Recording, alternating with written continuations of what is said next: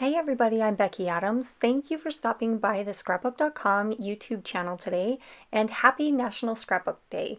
Today we're going to create this fun layout with using products from Scrapbook.com. Some are Scrapbook.com exclusives, and there are a few other supplies that I'm using today from Simple Stories. So I'm starting out by doing some die cutting that I actually did off camera, but I wanted to get things started for the video. So I used the Slim Nested Stitched Scalloped die set and the Festive Alpha die set. And then I used that 6x8 paper pad from the Simple Stories Simple Vintage Essentials Color Palette collection. And as I just showed you, the die set is a little bit longer than the 6x8 paper pad, but don't worry, that won't affect my design at all. I'll show you how to put that together. So what I did initially here is to adhere my white cardstock piece to the black background. Looking back, I shouldn't have done it that way. I should have waited and adhered the white cardstock to the black cardstock in just a minute, and you'll see why actually right now when I start to put things together.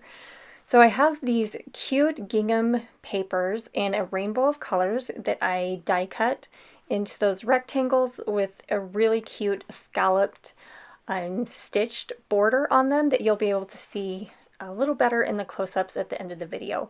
And then I just kind of wanted to stagger them, kind of stair step them a little bit. Kind of going up the page. So I'm starting over here on the left with the orange and red pattern papers. I'm using my my favorite adhesive from Scrapbook.com, and this adhesive roller. It's a really great strong adhesive. I always keep one in my desk drawer because I use it all the time. So I'm just going to go adhere these last two pattern papers, and this is when I realized, oh no, I shouldn't have done this, like adhered that black paper quite yet. So I kind of have to play with it a little bit to trim off the excess along the top and the bottom of the layout.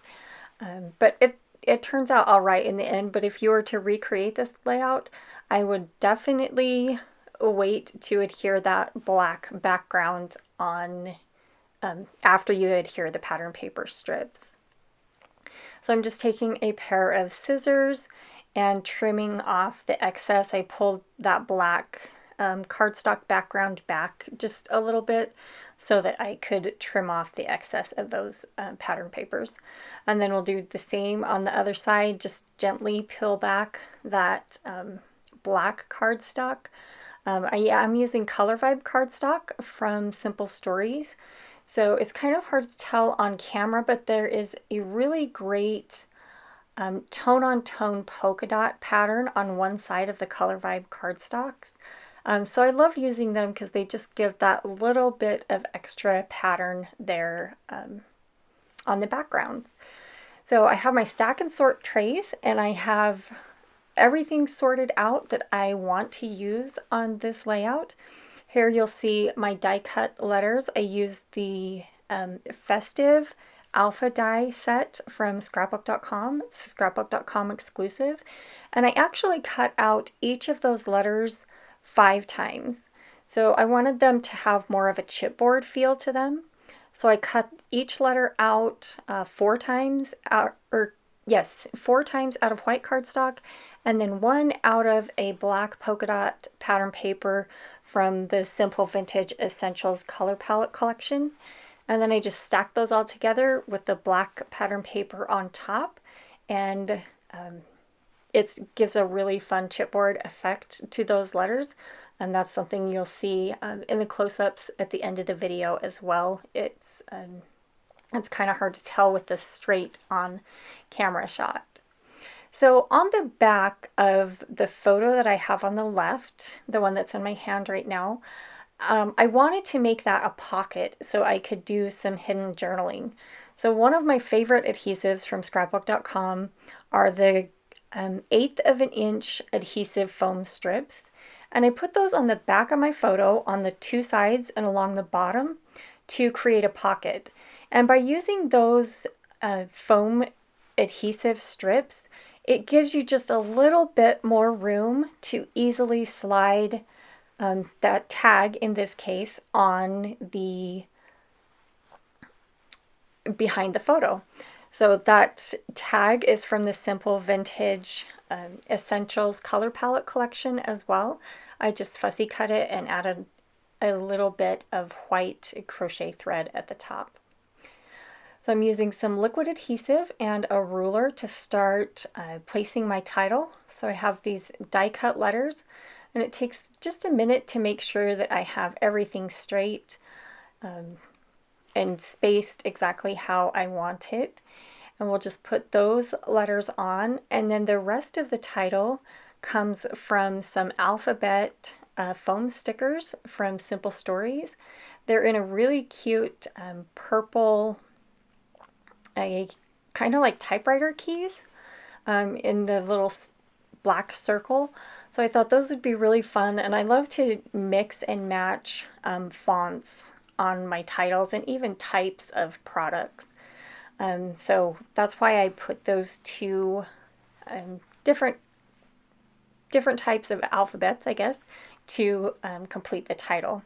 So I'm making sure that the title is going to fit exactly where I want it and get everything spaced correctly. I just have a little bit of, like, you can use wax paper or packaging or backing from like a sticker packaging to spell your word out and then get it placed right on your layout, and then you can just place the letter stickers.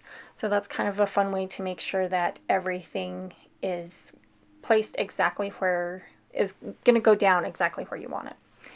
So I have a few die cuts, and for this layout I want to do kind of a color blocked, or yeah, kind of a color blocked embellishments. So I have some purple embellishments, some green embellishments, and some red embellishments.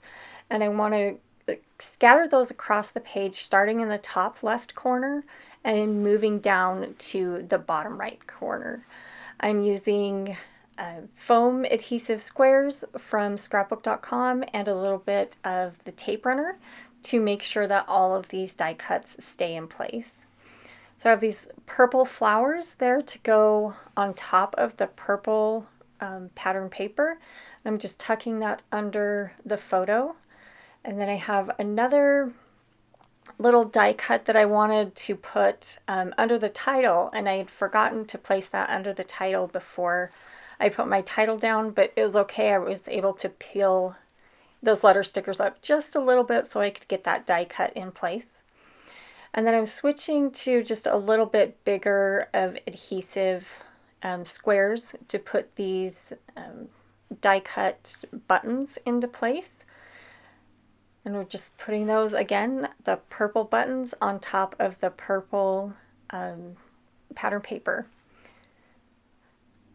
And again, just the foam adhesive with my tape runner. That's my favorite combination, my favorite way to adhere embellishments and get them, because I want part of it stuck directly to the background, and on other things I want a little bit of space and dimension, and that's where that foam adhesive comes in.